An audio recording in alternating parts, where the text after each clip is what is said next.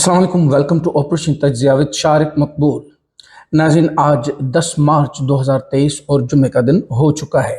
नाज़रीन, इस वीडियो में आज की खबरें शामिल है अली बिलाल उर्फ ज़िले शाह का कत्ल जो हुआ है, उस हवाले से कुछ न्यूज़ शामिल करेंगे और आपको बताएंगे कि शुएब अहमद जो कि बोल के चेयरमैन हैं, उनको अरेस्ट कर लिया गया है। वो क्यों अरेस्ट किया गया है और उनके लिए इमरान खान साहब के क्या बयानात हैं। उसके बाद थोड़ी सी खबर शेयर करेंगे दी डार्लिंग साहब की और फवाद चौधरी साहब क्या कहते हैं।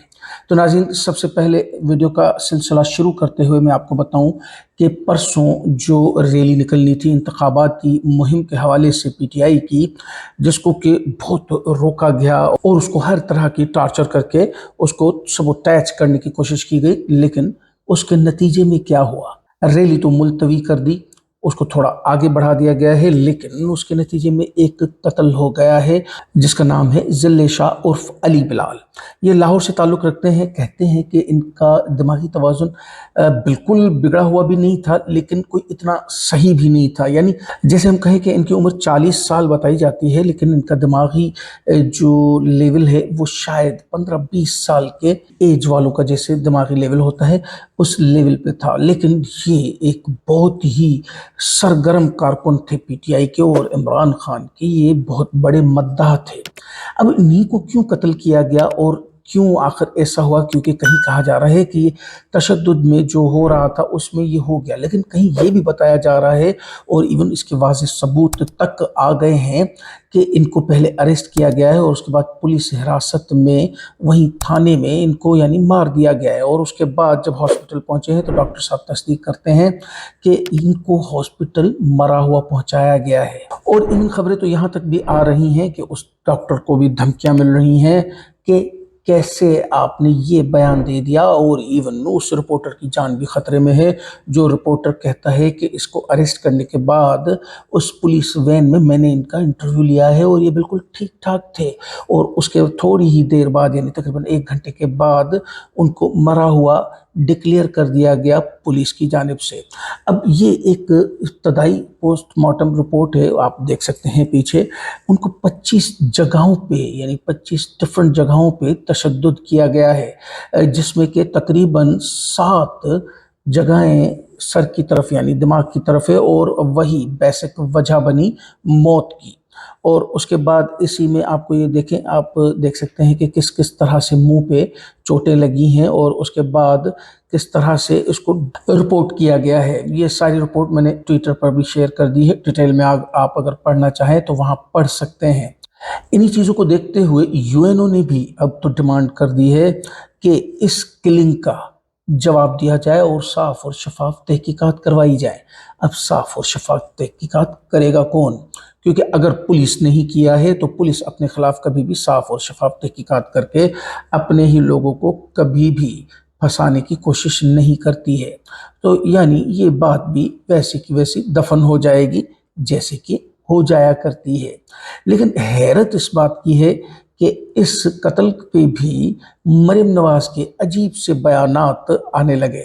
यानी जिस तरह के बयानात आपने देखे थे कि अरशद शरीफ की मौत के बाद दिए थे मरीम साहिबा ने, और उसके बाद उसको वापस लेने के मूड में भी नहीं थी, लेकिन बड़ी देर के बाद समझाने के बाद उन्होंने वो बयानात वापस लिए। और यहाँ पे भी इन्होंने इसी तरह के बयानात दागे हैं इस कत्ल पर और एज यूजुअल पीटीआई और इमरान खान पर। मलिका बुखारी साहिबा उनके जवाब में, उनके रद्द अमल में कहती हैं कि सफ़ाक जाबर औरत जिसने ज़िंदगी में इंसानी दर्द को नहीं समझा, वो अब पीटीआई के कारकुनान पर तशद्दुद को जायज़ करार दे रही है। इस औरत का घिनौना चेहरा आया हो रहा है। पाकिस्तान के सियासी अमल में इसकी जगह नहीं होनी चाहिए। क़यादत का पहला दर्स इंसानियत है, लेकिन ये खातून जितनी मजम्मत की जाए कम है। वैसे भी जो हम अक्सर देखते हैं कि मरीम नवाज का जो लहजा और जो तरीक़ेकार है वो रऊनियत फ़िरौनियत से बहुत मिलता है, और ये हमेशा अक्सर ये बयान भी देती है कि हम हुक्मरान फैमिली हैं। अब ये बड़ाई कैसे आई इनमें, यानी इतनी रऊनियत और इतना तकब्बुर आखिर किसी में कैसे आ सकता है, क्योंकि एजुकेशन की कमी है। आप अगर ये देखें, ये लोग यानी नून लीग वाले मरियम नवाज़ को तशबीह देते हैं बेनज़ीर भुट्टो से, जबकि बेनज़ीर भुट्टो और मरियम नवाज़ की एजुकेशन में ज़मीन आसमान का फ़र्क है। और एजुकेशन आपको बताना नहीं पड़ती है कि मैं एक एजुकेटेड इंसान हूँ, बल्कि एजुकेशन आपके रवैये, आपके बातों, आपके लहजे से झलकता है। और इसी से ही हम अंदाज़ा लगाते हैं कि कौन कितना महज़्ज़ब है और कौन कितना महज़्ज़ब नहीं है। चलें, खबरों का सिलसिला कुछ आगे बढ़ाते हुए एक और खबर लेते हैं कि शुएब अहमद, जो कि बोल के चेयरमैन है, उनको अरेस्ट कर लिया गया है। अब इनको क्यों अरेस्ट किया गया है? क्योंकि ये हुकूमत की उस पॉलिसी यानी इमरान खान के खिलाफ बात करने पे एतराज़ करते हैं। कहते हैं कि मैं सिर्फ हक की बात दिखाऊंगा अपने चैनल बोल चैनल पर, और उसके सिवा नहीं। और इस वक्त जो भी हक की बात दिखाएगा उसको तो वैसे भी रोका जाएगा। आपको शायद ये भी पता हो कि परसों वाली जो इंतखाबी रैली थी पीटीआई की तरफ से, उसकी कवरेज या उस पर जो तशद्दुद हो रहा है उसकी कवरेज और ख़बरें देने पे पाबंदी लगाई गई थी पैमरा की तरफ से तमाम चैनल्स के ऊपर। अब इन पाबंदियों का कुछ मकसद यानी फाशिज्म, आप कुछ भी करें लेकिन किसी को बोलने का हक नहीं है, सिर्फ चुपचाप बैठ के मार खाता रहे, बोले कुछ ना। इमरान खान साहब शुएब अहमद के हवाले से बोलते हैं, हमारा सबसे ज़्यादा बोल और शुएब शेख ने साथ दिया है। जैसे कि आपको पता है कि पहले ARY ज़्यादा कवरेज दिया करता था पीटीआई और इमरान खान साहब को, लेकिन उन पे कुछ पाबंदी लगी। 1 महीना बंद होने के बाद जब उनको खोला गया तो शराइत के साथ, कंडीशंस के साथ उनको खोला गया, तो उसके बाद उनकी पॉलिसी में थोड़ा सा फ़र्क आ गया। हाँ ठीक है, बिल्कुल जियो की तरह तो वो नहीं बदले, लेकिन थोड़ा बहुत फ़र्क आ गया। लेकिन बोल ने अपना इस तरह का कोई भी पॉलिसी मैटर चेंज नहीं किया, और वो आज भी अपनी उसी पॉलिसी यानी हक की पॉलिसी पर चल रहे हैं। इमरान खान अपने अगले बयान में कहते हैं कि मुझे बोल टीवी के मालिक शुएब शेख का पैगाम आया है कि मुझे मार देंगे। मैं पैगाम देना चाहता हूँ, हम इंसान हैं, भेड़ बकरियां नहीं, कि डरा धमका कर जिधर मर्जी मोड़ दें। इस तब्दीली को अब कोई नहीं रोक सकता। हकीकत यही है, आप मार्केट में देख भी रहे होंगे अपनी आंखों के सामने कि तब्दीली अब आ चुकी है। यानी अगर जिस वक्त हम बात करें कि इमरान खान ने 2018 में इलेक्शन जीता था, उस वक्त तो शायद इतनी तब्दीली नहीं आई थी, लेकिन उनको उतारने के बाद जितनी वाज़ेह तब्दीली अब मुझे इस मुल्क, इस कौम में नज़र आ रही है, इससे पहले मैंने अपनी ज़िंदगी में नहीं देखी। अपने उसी बयान को कंटिन्यू करते हुए इमरान खान कहते हैं, मैं आज शुएब शेख को दाद देना चाहता हूँ। और दाद क्यों न दी जाए, जो हक के साथ खड़ा हो उसको दाद ज़रूर देनी चाहिए। जाते जाते एक ख़बर आपके साथ शेयर करूँगा कि दी डार्लिंग साहब कहते हैं कि इमरान खान की पॉलिसी की वजह से महंगाई बढ़ी है। आखिर कब तक ये रोना रोते रहेंगे? ये रोना आखिर कब तक चलता रहेगा? या यूं कहें कि ये प्रोपेगेंडा के अवाम को अभी तक आप बताना चाह रहे हैं कि हमने ये कुछ भी नहीं किया, ये तो सारी की सारी खराबियां इमरान खान साहब करके गए थे। कौन यकीन करेगा या कौन यकीन कर रहा है? सिवाय 2-4 पटवारियों के बाकी कोई भी इस बात को यकीन करने को तैयार नहीं है।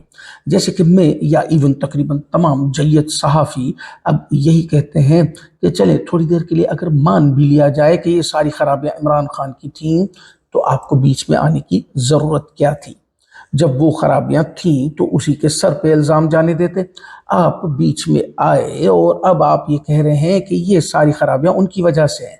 सरकार, मैं आपको वैसे बता देता हूँ एक जो जनरल बात है, जब भी अदम इस्तेहकाम आता है तो जो भी खराबी हो, अगर फॉर एग्जांपल आपके कहने के मुताबिक कोई खराबी है, तो वो खराबी 3 गुना और 4 गुना हो जाती है। जब आपको पता था कि मुल्क इन हालात में है, तो आपको इस अदम इस्तेहकाम की ज़रूरत क्या पड़ी कि उसके बाद अब रोना ख़त्म ही नहीं होता कि ये तो सारा इमरान खान करके गया था। अब ना तो ये 80 और 90 की दिहाई है और ना ही ये अवाम अब बुद्धू है। ये सोशल मीडिया का दौर है, इंटरनेट का दौर है, हर बंदा अवेयर है और अपने हकूक़ से वाकिफ़ भी है। चौधरी फवाद हुसैन साहब फरमाते हैं कि शाह महमूद कुरैशी और मुझे एक और FIR में नामजद किया गया है। इनका मकसद पाकिस्तान में बर्मा जैसा निज़ाम बनाना है। अगला पर्चा पतंग उड़ाने या छत से पुलिस को घूरने का भी हो सकता है। वैसे देखा जाए तो इस वक्त 80 पर्चे इमरान खान के ऊपर और बाकी जो नीचे वाले हैं उन पर भी तकरीबन 40, किसी पे 50, किसी पे 60 पर्चे हैं। टोटल पीटीआई पे अगर देख लें तो शायद हज़ारों पर्चे हो चुके हैं इस 11 महीने में। और पर्चे भी ऐसे मज़ाक़ खेज़ होते हैं कि बंदा सोच के ही हैरान हो जाए, करना तो दूर की बात। उसके बाद जब इन भोंगे पर्चों पर कोर्ट्स रिलीफ देती हैं तो ये उन पर भी चढ़ दौड़ते हैं कि आपने रिलीफ क्यों दिया। यानी पर्चे में कोई दम भी ना हो और रिलीफ भी नहीं मिलना चाहिए। इनका यही मकसद है। नाज़रीन, वीडियो का वक्त पूरा हुआ चाहता है, खबरें तो बहुत सारी हैं। 2-4 खबरें अपने अगले व्लॉग में आपके साथ शेयर करेंगे। क्या देखना और क्या सुनना चाहते हैं अपने कमेंट्स में हमें ज़रूर बताइए। चैनल को सब्सक्राइब करें, वीडियो को लाइक करें, अपनी फैमिली और फ्रेंड्स के साथ शेयर करें। पाकिस्तान जिंदाबाद।